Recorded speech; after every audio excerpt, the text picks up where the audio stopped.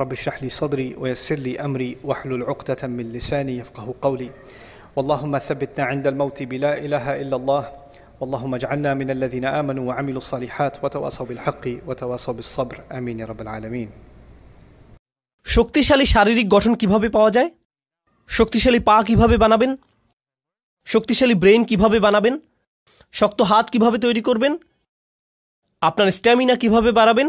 এই সব কিছু কিভাবে অর্জন করা যায় আপনারাই বলুন। এক্সারসাইজ, সঠিক খাওয়া, অঙ্কে আরও ভালো কিভাবে করবেন, অনুশীলন, খেলাধুলায় আরও ভালো কিভাবে করতে পারবেন, আরও খেলতে হবে, আরও শিখতে হবে, অনুশীলন করতে হবে। কিন্তু মজার কথা হলো আপনার পা কিন্তু আগে থেকেই আছে, শুধু যথেষ্ট শক্ত না এই আর কি, কিন্তু আছে তো, বেশি শক্তিশালী না এই যা, কিন্তু পা আছে। এমন না যে আপনার পা বানিয়ে নিতে হবে আগে, তাই না?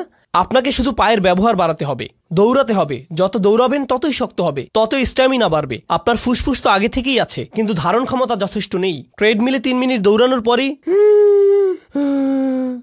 তাই না? এমন না যে ফুসফুস নেই, আপনার তো আছে, কিন্তু যথেষ্ট ব্যায়াম করেননি বলে কি হয়নি? শক্তিশালী হয়নি।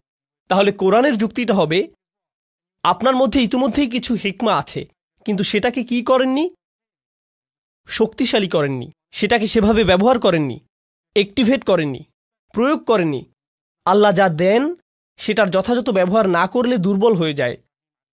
আল্লাহ আমাকে চোখ দিয়েছেন, একটি চোখ টেপ মেরে বন্ধ করে রাখি 6 মাস, গ্যারান্টি দিয়ে বলতে পারি সেই চোখটি অন্ধ হয়ে যাবে। ব্যবহার না করলে হারাবেন।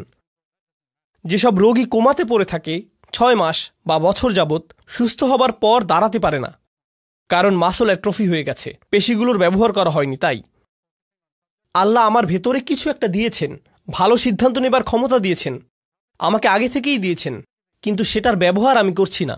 আর যত কম ব্যবহার করব সেই ক্ষমতা ততই দুর্বল হতে থাকবে। এভাবে চললে একসময় নিজেকে বলে বসবো আমার তো সেই সক্ষমতাই নেই, আমি তো এটা করতেই পারি না।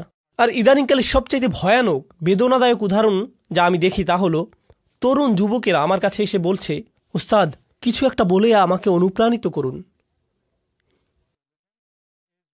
3 ঘন্টা লেকচার দিলাম, এরপর একজন এসে বলছে, উস্তাদ আমাকে মোটিভেট করে কিছু বলুন না দয়া করে। এতক্ষণ তাহলে আমি কি করছিলাম? পাকোড়া বানাচ্ছিলাম? এগুলো কি করছিলাম আমি তাহলে? কিন্তু এরপর নিজে নিজেকে প্রশ্ন করলাম, যখন ওরা বলে যে আমাদের মোটিভেট করুন বা আমার মোটিভেশন দরকার, প্লিজ কিছু বলে আমাদেরকে অনুপ্রাণিত করুন, এরপর দেখুন এই যে এখন তো ইসলামিক মানে ইদানিংকালে মানুষ কিভাবে ইসলামকে গ্রহণ করছে, কিভাবে আমরা ইসলাম শিখছি। 30 সেকেন্ড আমরা শেষ করছি ইনশাআল্লাহ। বারাকাল্লাহু লি ওয়া লাকুম। আসসালামু আলাইকুম ওয়া রাহমাতুল্লাহ।